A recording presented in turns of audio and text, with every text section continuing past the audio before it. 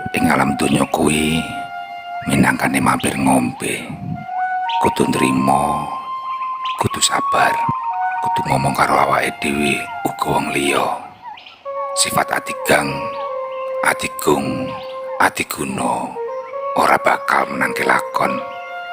Aja dumeh dadi wong bisa, aja dumeh dadi wong sugih, aja dumeh dadi wong kanggo.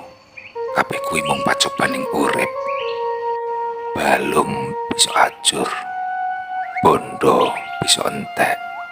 Wong bagus ora salawase, wong ayu ora sak suwene.